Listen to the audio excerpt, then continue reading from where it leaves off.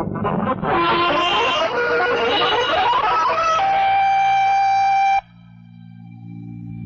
2200 hours. Rest and work for President Nixon in California. AFVN News compiled from commercial and military news agencies with Army Specialist Bob Lawrence. Good evening. 2 weeks of work and rest confront President Nixon at the Western White House. High on the business side of the President's stay at San Clemente, California, in preparation of the State of the Union address he'll be delivering to Congress next month. Another assignment is a budget message that will follow his congressional speech. The chief executive appeared in good humor as he arrived in California from the nation's capital. Some 3,000 persons turned out at the airport to greet him.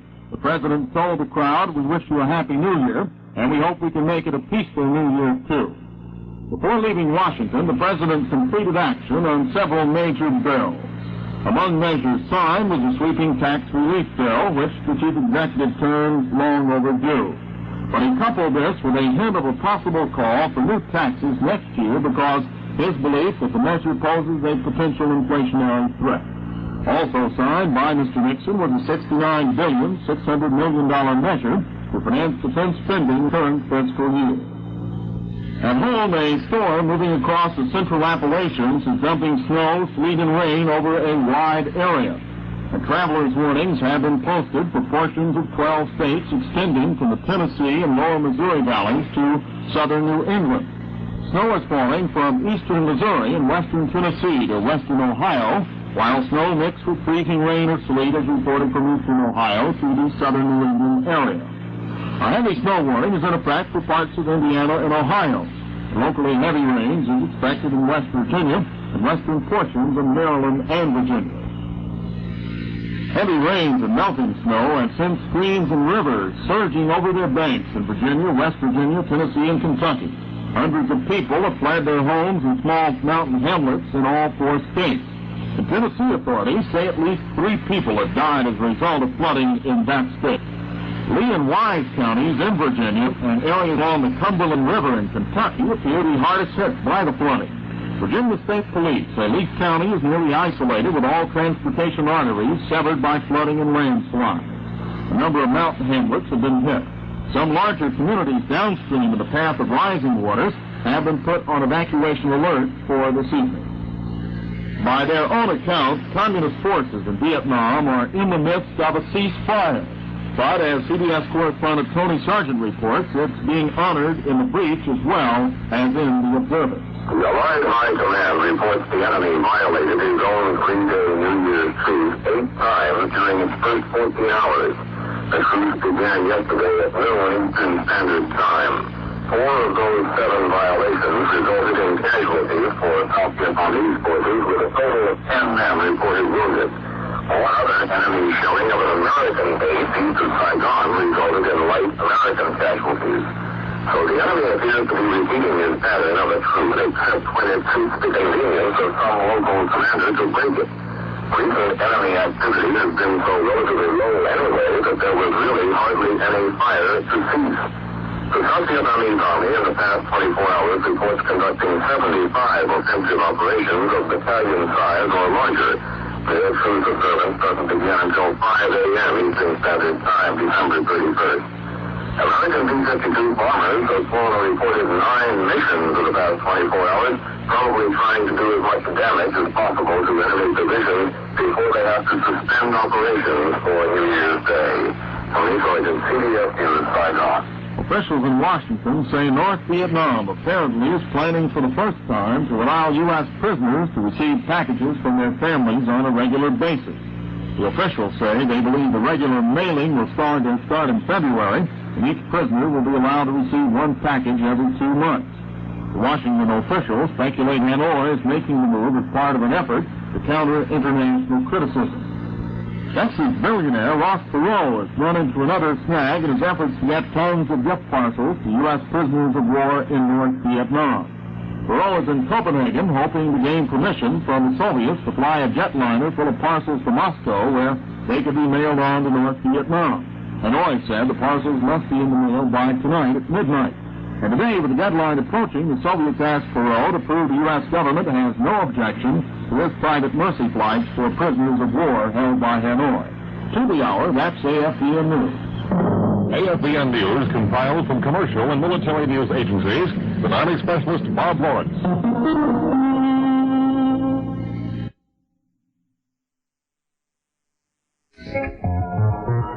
This is the American Forces Vietnam Network.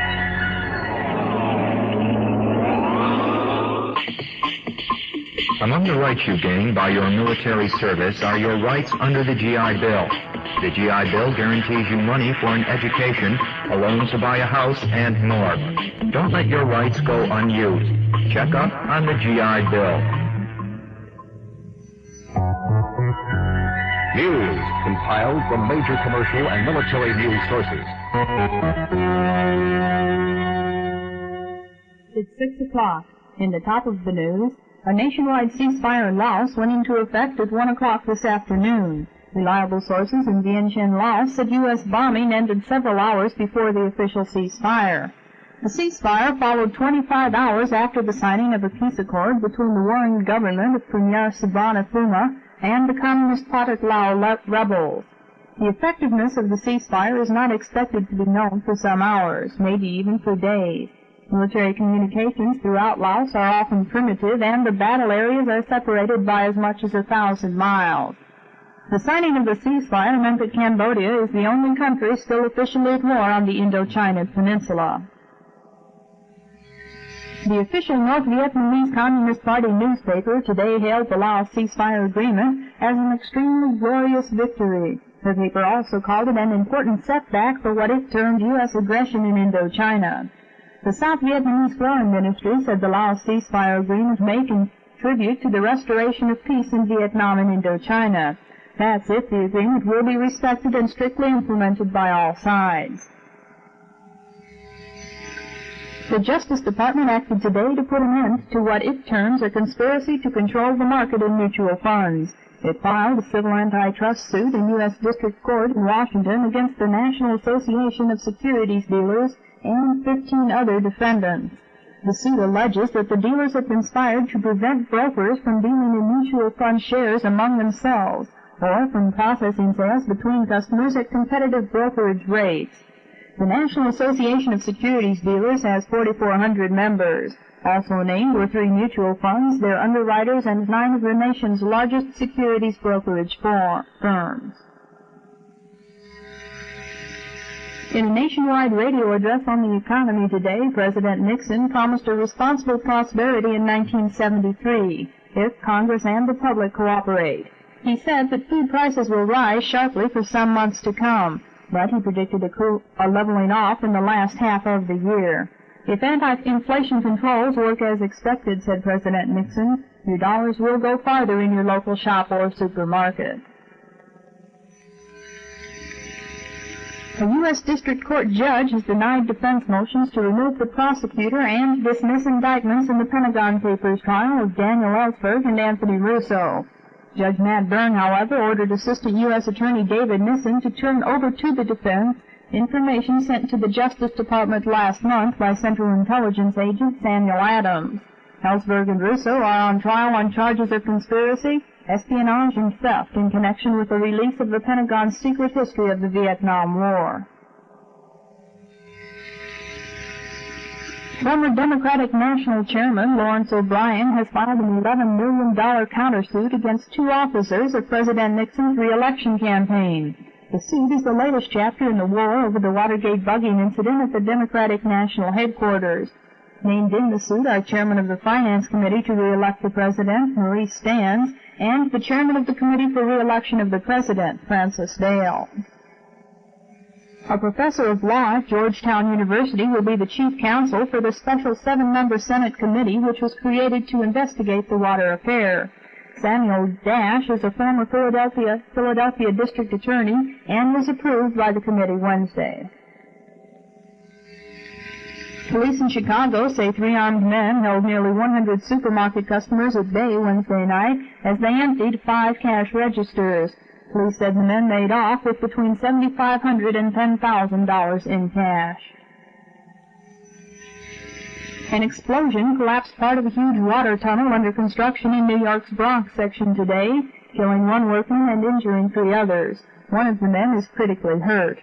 The latest death brought to 9 the number of workers killed on the project in 3 years. The fire department spokesman said employees had been blasting the tunnel earlier with dynamite.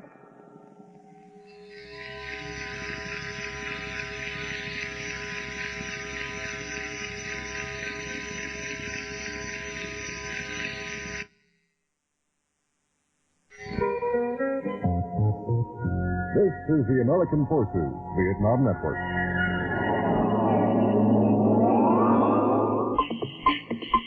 There are markets for practically everything in Vietnam, and there's one market that will buy and sell almost anything. It's the black market. It deals in stolen and illegal items. If you aren't market. News compiled from major commercial and military news sources.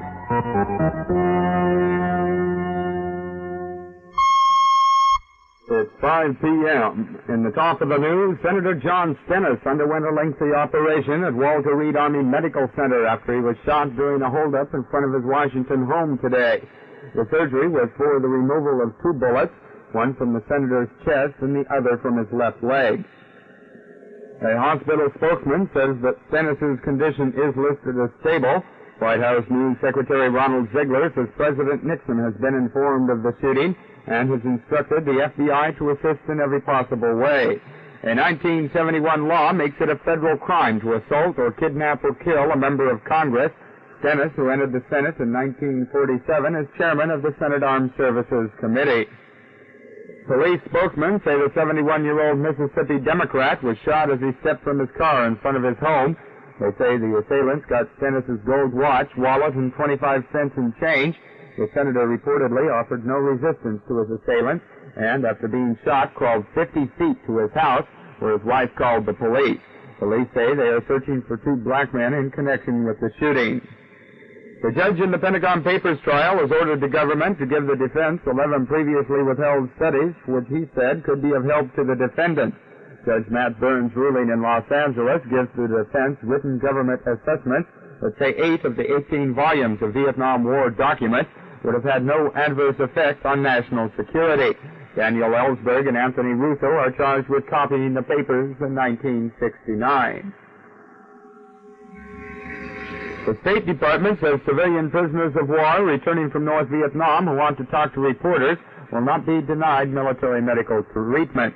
A previous report from a State Department official in the Philippines had said civilian POWs would not receive medical treatment if they chose to speak to newsmen. North Vietnam has admitted holding 32 civilians, 27 of whom are Americans. A majority of Americans reportedly are satisfied that President Nixon is achieving peace with honor in Vietnam. A Gallup telephone poll also shows that most hold little confidence in the future of South Vietnam, however. And they also don't want U.S. troops helping Saigon's forces if North Vietnam tries to take over. The poll was conducted among 577 persons, 18 years of age and older, last Thursday. That was 2 days after the president's announcement of a peace settlement, and a majority of those surveyed also felt that the recent bombing of the North Vietnamese heartland helped bring about the peace. Taking over Tuesday, or today rather, as Defense Secretary, Elliot Richardson said he believes it's an essential and as ever to maintain strength. Richardson says our military forces must be maintained so the President can negotiate from a position of strength. Elsewhere in the news, the Nixon Economic Manifesto for fiscal year 1974 says that, quote, only by holding the line on federal spending will we be able to reduce the inflation rate further. The President's annual economic report to Congress claims that 1973 can indeed be a great year for the American economy. 2 Democratic leaders of Congress say they'll go along with the President's clampdown on federal spending, but House Speaker Carl Albert and Senate Majority Leader Mike Mansfield say they'll try to persuade Congress to change the budget's priorities.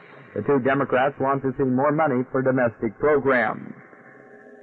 Passengers on an Iberia Airlines 747 have left New Orleans for Montreal in another plane after an anonymous bomb threat. The original aircraft was searched for 5 hours, but no bomb was found. The plane, en route to Montreal from Mexico City, landed in New Orleans 15 minutes before the bomb was to have exploded. The 103 passengers left the plane by emergency chute. Teacher strikes in St. Louis and Philadelphia still affect a total of almost 400,000 students. In St. Louis, public schools remain closed for the 7th day as some 3,000 teachers picketed most of the city's 166 schools. And in Philadelphia, 285,000 students have 33 out of regular school classes since January 8th. The government will spend 2 cents less of each dollar on national defense in fiscal year 74 than in the current year, and 2 cents more on human resources. President Nixon's newly released budget contemplates spending 47 cents of each dollar on human resources and 30 cents on defense. And that's AFVN News to this hour. This is Army Specialist Jerry Elliott. News compiled from major commercial and military news sources. You know. This is the American Forces Vietnam Network. She's swift, she's silent, and she can be deadly. She's the female Anopheles mosquito, and she could very possibly be carrying malaria. Take precautions against mosquito bites, and be sure to take your weekly malaria pill. Malaria can kill you. Don't take chances with malaria.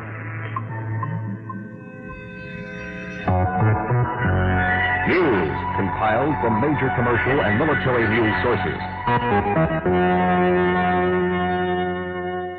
It's 5 p.m. In the top of the news, the Associated Press reports a U.S. spokesman announced that the Viet Cong today officially turned over to the U.S. delegation in Saigon a list of 30 American POWs who will be released this weekend. The Americans are among those captured in South Vietnam. On Thursday, North Vietnam turned over the names of 106 Americans to be freed. The U.S. spokesman said the Viet Cong list includes 27 U.S. military personnel and 3 U.S. civilians. The list also contains the names of 4 other foreigners to be freed. Pentagon spokesman Joey Friedheim acknowledged in Washington yesterday that U.S. troop withdrawals from Vietnam had been temporarily suspended and that minesweeping activities in North Vietnamese waters had also been suspended. Friedheim also said that troop withdrawals and minesweeping would resume after the United States has clear assurance that U.S. prisoners of war will be returned. President Nixon held out hope Thursday that the leadership that built an independent state of Israel will have the genius to bring about peace in the Middle East.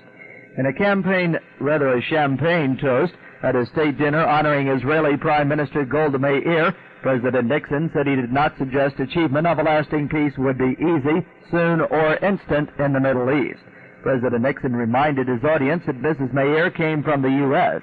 He said she will play a great future role not only in Israel, but in the world.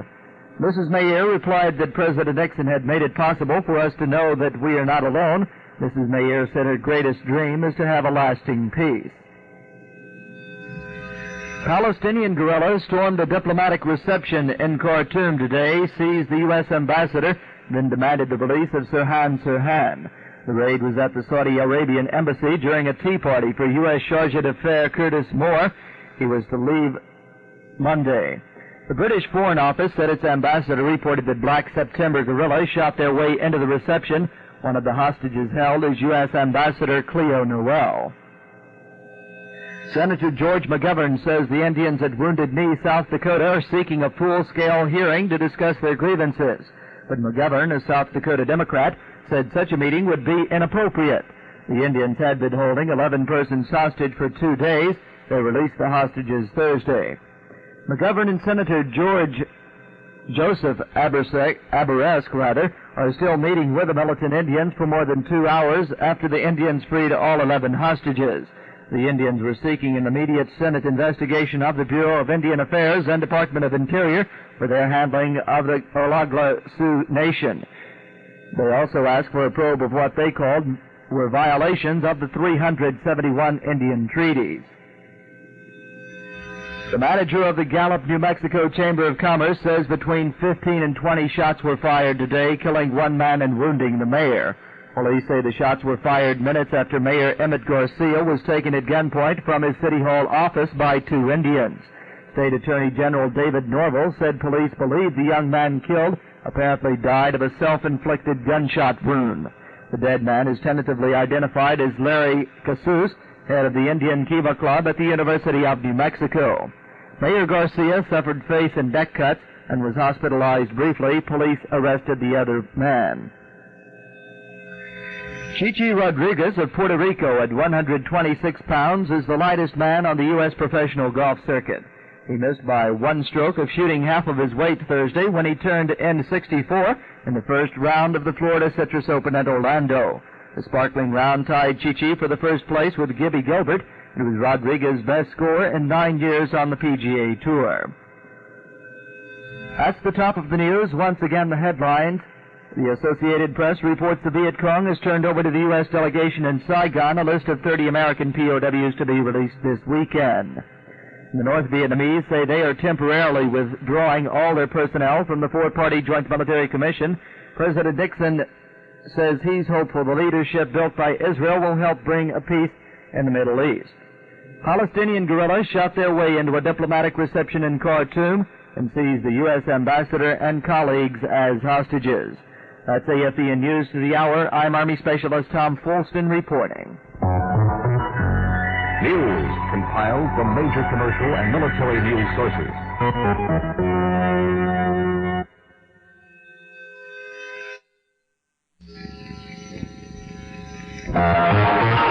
This is the American Forces Vietnam Network. When you go to the States, leave your weapons and ammunition in Vietnam. If you're caught trying to take firearms or explosives aboard the plane, you could be in serious trouble. An accidental explosion could knock your D-Rose flight into the Pacific. Don't take chances with weapons and explosives.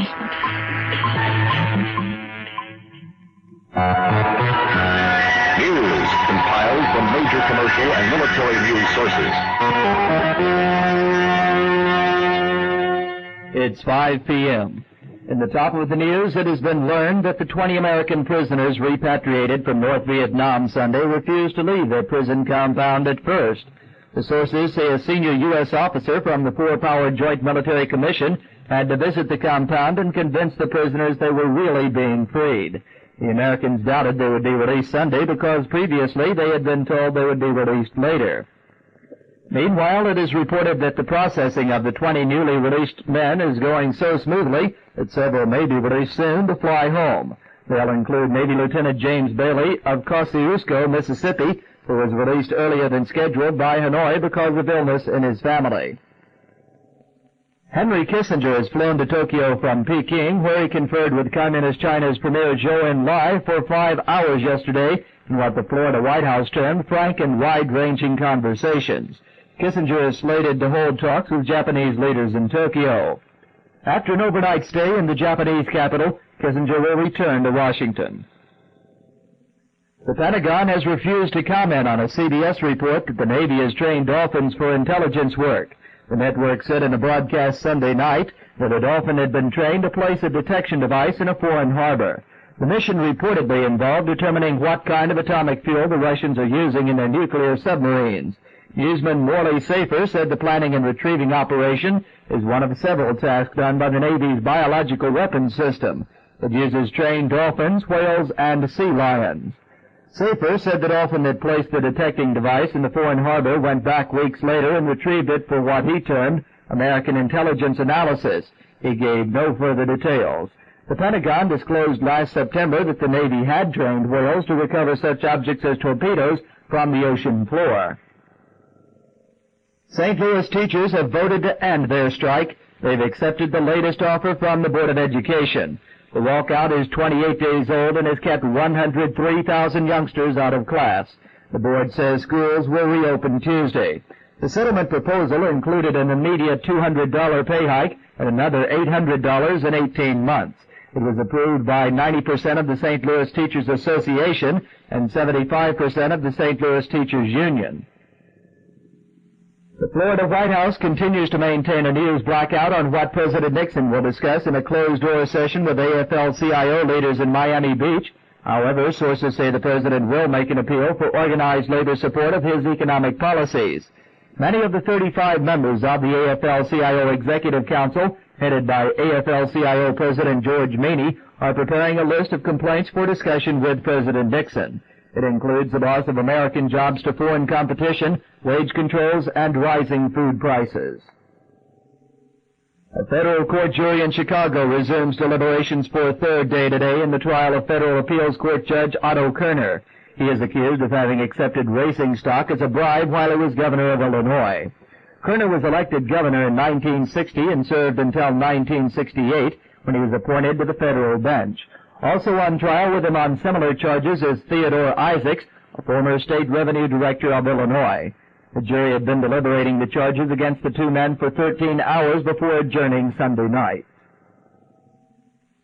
Strong political overtones developed Sunday in the student unrest in Greece. Former politicians and the last constitutionally appointed premier appeared as defense witnesses at a trial of 11 students in Athens. The students are charged with insulting and resisting authority during disturbances last Wednesday in Athens at Greece's best higher school of learning, the Polytechnic Institute. Students were demonstrating against anti-student legislation while abstaining from classes. Defense witnesses Sunday contended police had no right to enter the campus in an effort to disperse students assembled for a protest meeting. In other news, British labor unions have rejected the Conservative government's anti-inflation policies. The unions have demanded instead spending policies to soak the rich and the large corporations. Senator Gaylord Nelson says he'll introduce in the Senate this week a bill to clamp federal controls on the nation's drug industry. He says it's designed to protect Americans against unsafe, poorly tested, and overpriced medications. And finally in the news, Senate Foreign Relations Committee Chairman J.W. Fulbright says he's ready to bargain with the White House about supporting administration plans to rebuild North Vietnam. That's AFVN News to the Hour. I'm Army Specialist Tom Folston reporting. News compiled from major commercial and military news sources. This is the American Forces Vietnam Network. Day-to-day living in the service can pose many problems. Sometimes you feel you need help in dealing with them. The Inspector General System, IG, was established to provide that help. If you have a problem that can't be solved through regular channels, write, call, or visit your nearest IG office.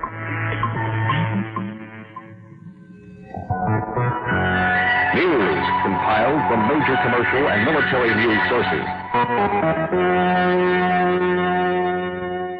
It's 6 p.m. In the top of the news, Henry Kissinger is to stay overnight in Tokyo before returning to Washington, where he'll hold a news conference. The White House aide left Peking Sunday night and is now in Tokyo. Kissinger was in China for about 20 hours of formal meetings with officials. The White House is maintaining silence on those talks. A Navy flyer released from a North Vietnamese prison camp Sunday will leave the Philippines for California soon, and officials at Clark Air Base say processing is going so smoothly that several more of the 19 others released Sunday may return home with him. The remainder of the group may fly to Travis Air Force Base as early as Tuesday, instead of staying at Clark for 3 days. The flyer is Lieutenant James Bailey of Mississippi. He is released in a last-minute switch with another Navy officer because of a family illness. The Air Force C-141 Starlifter is scheduled for arrival in the United States in about 14 hours. Striking St. Louis teachers have accepted the school board's latest contract offer, ending a 20-day walkout that kept 103,000 students from classes. The school board, meanwhile, has announced that all 166 public schools will reopen tomorrow. Today is Washington's birthday and a normal school holiday. The settlement includes an immediate pay hike, possible last week from when the city's aldermen granted $1 billion in federal revenue sharing funds for school subsidies. 3,000 of the system's 4,200 teachers have been on strike. The walkout violated a court order that eventually resulted in total fines of $180,000 a day for the two unions involved. A federal jury in Chicago resumes deliberations today in the bribery trial of former Illinois Governor Otto Kerner and a longtime associate. Kerner, who's now a federal appeals judge, also is accused of perjury. The jury of 7 women and 5 men has been sequestered since it was impaneled on January 9th. Since receiving the case Saturday, the jurors have deliberated a total of 13 hours and 2 days. President Nixon will confer with the AFL-CIO's 35-man Executive Council in Miami Beach at midnight tonight, Vietnam time. The closed-door session has been the subject of much speculation during the past few days. Labor sources predict that President Nixon will offer major concessions in return for labor support of his economic policies. Also on the president's schedule is an appearance with Jackie Gleason at Fort Lauderdale's Inter-Ray Golf Tournament. President Nixon returns to Washington Tuesday, making a stop en route to address the South Carolina legislature. It took 9 hours to control the flames at the site of an Alabama train derailment Sunday, and authorities evacuated at least 500 residents because of the chance of toxic gas, fumes, or explosions. 20 tank cars left the tracks near the town of Tachina. The Federal Railroad Administration is investigating. The San Antonio Express-News in Texas reports that political contributor Arthur Duncan has lost 2 major land holdings by defaulting on loan payments. Records show that Duncan gave $605,000 last year, almost equally divided between President Nixon and Minnesota's Democratic Senator Hubert Humphrey. The paper says the holdings were sold at recent public auctions. The properties are 99 acres north of Austin, Texas, and the 55,000-acre ranch along the Rio Grande. In other news, student unrest in Greece gained strong political overtones Sunday as former politicians joined ousted generals to criticize government handling of recent protests. The anti-government attacks came during the trial of 11 students involved in last week's campus disturbance in Athens. And the new director of the United States Information Agency says America's principal overseas spokesman has become more important than ever. James Keogh attributes the expanded USIA role to a climate of reapproachment between the United States and the Communist bloc. The Senate confirmed Keogh as director a week and a half ago to replace Frank Shakespeare, who resigned to return to private life. The movie Last Tango in Paris reopened to standing room only crowds in Rome over the weekend after being cleared of obscenity charges. Long lines formed outside movie houses, and police reported massive traffic jams near the 5 theaters showing the film. Recapping the top news story of this hour, Henry Kissinger is to stay overnight in Tokyo before returning to Washington, where he'll hold a news conference. And that's AFVN News to this hour. I'm Army Specialist Tom Folston reporting. News compiled from major commercial and military news sources.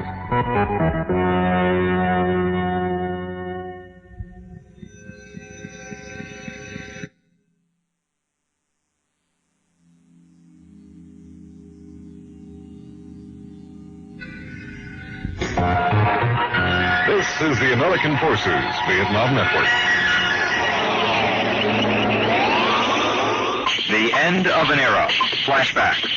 In May and June of 1970, the AFVN crew produced 2 Keith L. Ware award-winning specials. Anything You Want to Know About Drugs But Don't Want to Ask, and Cambodia 60 Days. These were excellent productions, and the awards were for special broadcast achievement. News compiled from major commercial and military news sources. It's 6 p.m. In the top of the news, the United States has called on the North Vietnamese to come up with a list of American prisoners held in Laos, as well as a date and place for their release. And U.S. sources in Saigon say that in the meantime, final American troop withdrawals will be delayed. Earlier, the Communists announced that they will free over the weekend the last 138 Americans held in Vietnam, and they asked the U.S. to pull its remaining troops out at the same time. Sunday would be 3 days ahead of the March 28th deadline for U.S. withdrawal and final prisoner releases. But a North Vietnamese spokesman added that 7 American servicemen and 2 civilians reported captured in Laos would not be released this weekend. The U.S. claims Hanoi is responsible for the return of American prisoners held in Laos. The Navy's top cost-cutter has regained the job he lost in 1971 after testifying about weapons contract negotiations. The Navy announced today that Gordon Rule will return to his former post. Rule was transferred out of the position in 1971 after he testified before a Senate panel on Navy contracts with Grumman Aerospace Corporation and Litton Industries. The Navy claimed Rule had disobeyed an order not to comment on the negotiations. John McCone, the former director of the CIA, now a director of the International Telephone and Telegraph, testified today in hearings on IT&T's role in political affairs of Chile. CBS newsman George Herman reports. McCone told the senators he thought it wrong to intervene in the presidential elections of any country, but once the presidential election in Chile had been held and had been thrown into the parliament to decide between Marxist Salvador Allende, who had a slight lead but no majority, and two conservative candidates, that was a different story. McCone was among various ITT officials asked by company president Janine to offer $1 million in help to various agencies in Washington, including his old hangout, the CIA. What he told me at that time was that he was prepared to put up as much as $1 million in support of any government plan that was adopted by the government for the purpose of bringing about a coalition of the opposition to re-entry. McCone said when he was director of the CIA, he quickly rejected all such offers of money. George Herman, CBS News, Washington. Russian sources say the Soviet law that imposes a tax on immigrants with higher education has been suspended. The report of the indefinite suspension of the tax has been confirmed by Soviet officials. However, they indicate the law will not formally be repealed, just not enforced. A majority of U.S. congressmen threatened to vote against a proposed Soviet-American trade agreement if the law was not repealed. Tanks and troops have driven 5,000 Argentinian policemen out of a barricaded headquarters complex occupied during a protest for higher wages. Army reports from the city of La Plata say one soldier was killed and several other persons injured in the assault earlier today. The wage protest involved some 40,000 police officers in 6 of Argentina's 23 provinces. The men holed up in the La Plata headquarters gave up their occupation when troops opened up with gunfire and tear gas. Panama's foreign minister says his government will take the issue of control of the canal zone to the United Nations General Assembly. Earlier today, U.S. Ambassador John Scali cast the third American veto in UN history to kill a Security Council resolution urging the United States to conclude a new treaty with Panama. Panama is demanding that the United States turn over control of the canal, and the Security Council voted 13-1 in support of a new treaty. The United States cast the only dissenting vote. Scali claimed the UN should not be involved in what he called a bilateral issue concerning Panama and Washington. Sources in Washington suggest an unarmed Air Force plane attacked by Libyan jets earlier today may have been on an electronic intelligence mission. U.S. authorities say only that the 4-engine C-130 transport-type plane was on an unspecified military mission over the Mediterranean, but other sources claim there would be nothing secret about a normal cargo or passenger flight. Officials say the fighters missed their target and the plane returned to its base in Athens. Finally in the news, a federal grand jury has indicted 13 Indians for carrying supplies to Indians occupying the South Dakota hamlet of Wounded Knee. The Las Vegas panel charged the Indians with 2 counts each of violating federal anti-riot laws. And that's AFVN News to the Hour. Army Specialist Bob Moorcock reporting. News compiled from major commercial and military news sources.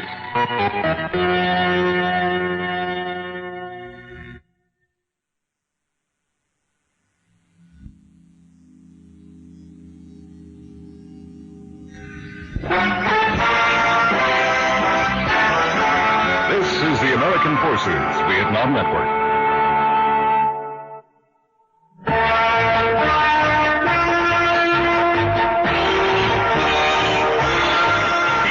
Of an era. Flashback. As we began our final drawdown in February 1973, we maintained the attitude that service to our audience is to remain the mission until our studio lights show off the air for the last time. Our equipment is now being shipped to other AFRT outlets throughout the world to help continue the same mission as ours, to inform and entertain the American serviceman and woman.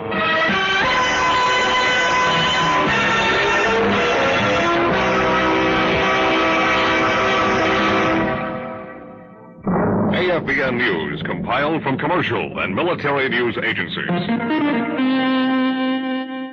It's 7 p.m.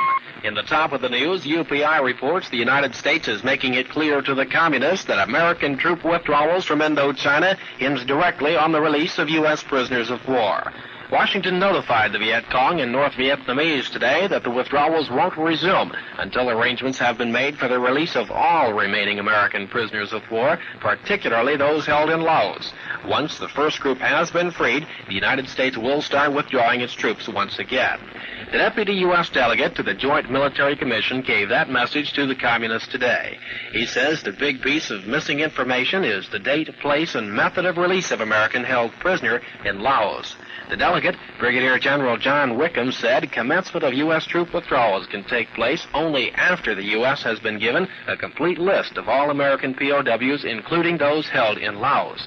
Wickham says if those conditions are met, 400 troops will leave South Vietnam Sunday, and another 500 will head back to the United States on Monday. By Wednesday, an additional 4,300 troops would have left. That from UPI. A former American war prisoner says North Vietnamese propaganda was so effective, he and other captives thought George McGovern might win the November presidential election. Staff Sergeant Dave Harker, who spent 5 years in communist hands, says the North Vietnamese really played up the anti-war movement with protest songs, films, and reports. The United States government is seeking a full explanation from Libya on the attack against a U.S. Air Force cargo plane over the Mediterranean today. 2 Libyan jet fighters fired at the unarmed C-130 over the Mediterranean, but the plane was able to escape its pursuers without being hit by maneuvering into a cloud. It landed safely in Greece. Both the Defense and State Departments are refusing to say where the U.S. flight originated or what it was carrying. Other U.S. sources indicate the plane was engaged in electronic surveillance of an undisclosed area. Secretary of State William Rogers summoned the Libyan chargé d'affaires in Washington after the attack and handed him a strongly worded protest terming the attack provocative. U.S. officials have no idea what might have prompted it, but there have been recurring reports, still unconfirmed, that Libyan warplanes are flying patrols over the Mediterranean. Panama says it will carry its demands for control of the canal zone to the UN General Assembly, despite an American veto that killed a similar resolution in the UN Security Council. Ambassador John Scali cast a veto today. The resolution, supported by 13 other members of the Council, would call on the U.S. to sign a treaty with Panama ending 70 years of American control of the waterway. L. Patrick Gray was on the stand again today, and Democrats on the Senate Judiciary Committee gave him a hard time about his relationship with the Justice Department and the White House. CBS correspondent Leslie Stahl is covering the story. Gray told the committee that he personally handed over raw FBI files to Dean without informing the Attorney General, without telling anyone at the FBI, and without keeping a record of the transactions. Moreover, Gray said he would do it again if the President's legal counsel made a similar request. Senator Kennedy criticized this as a clandestine activity. That raises the question of the minds of the American people whether there's two standards. One standard of investigation, which Mr. Hoover used to follow, and that is procedures which would be followed, and another when something that was politically sensitive was being followed. Republican Edward Gurney, who supports Gray for the position, concedes he's in trouble. Certainly a serious doubt as to whether he will be confirmed now. I think the committee is about evenly split. Maybe there'll be 1 or 2 swing votes on it. We might just wait for a while and perhaps take it up later, but that's only my personal opinion. I don't know. Gray continues on the witness stand tomorrow. Leslie Stahl, CBS News, Washington. The Democratic National Committee is trying to put it all back together. The party's executive committee is holding a 3-day meeting in Washington that may or may not mend wounds resulting from the December battle in which Gene Westwood was replaced by Robert Strauss as party chairman. The main purpose of the meeting, which ends tomorrow, is to appoint party policy-making groups. Finally in the news, California Congressman Pete McCloskey says he's unsure whether he will run as a Republican or as a Democrat if he seeks re-election next year. McCloskey denied reports yesterday that he switched to the Democratic Party or became an independent. And that's AFVN News to the Hour. Army Specialist Bob Moorcock reporting. News compiled from major commercial and military news sources.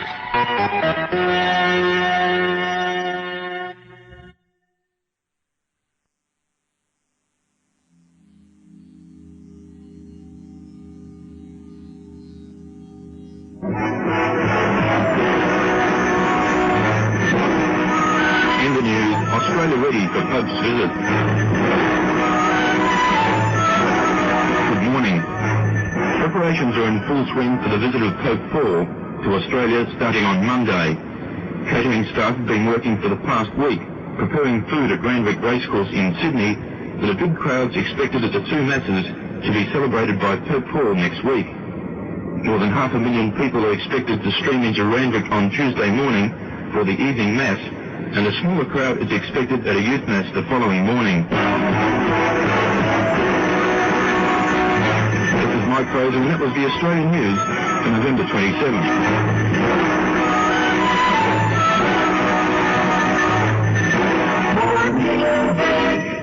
Music from Saigon. This is the American Forces Vietnam Network, where the hits just keep on coming. It's time now for AFVN Sports. Good afternoon. The National Football League will complete its draft sometime later today. The East has beaten the West in the NHL All-Star Game. Missouri topped Oklahoma State in a Big 8 conference basketball game, and for the first time ever, the Cleveland Cavaliers have defeated the Milwaukee Bucks in NBA action. Those are the stories that highlight this edition of AFVN Sports. This is Army Specialist Jerry Elliott. The 26 teams in the National Football League drafted 182 players in 7 rounds of the draft before calling it quits earlier today. The remainder of the draft is expected later on.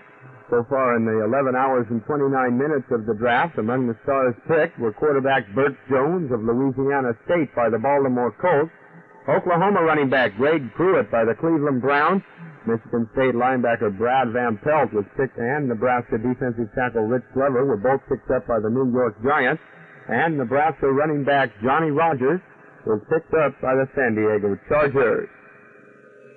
Well, a player from the far west gave the East a 5-4 victory over the West in the annual All-Star Hockey Game sponsored by the NHL. The hero for the East was Bobby Schmantz of the Vancouver Canucks, who broke a 4-4 deadlock with just over 6 minutes to play by scoring on a pass from Montreal's Serge Savard. Oddly enough, however, a player from the Pittsburgh Penguins, Greg Pollitt, starred for the West with a pair of goals. He was awarded a car as the most valuable player of the game.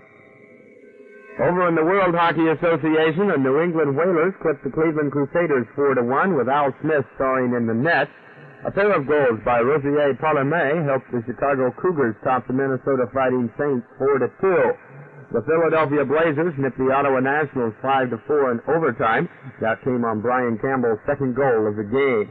The Houston Aeros had a 6-game winning streak snapped by bowing to the Los Angeles Sharks 5-2, and in the only other WHA game, the Alberta Oilers defeated the New York Raiders 11-3. Missouri, ranked at number 7 in the latest Associated Press College basketball poll, posted an 85-73 victory over Oklahoma State today. Al Eberhard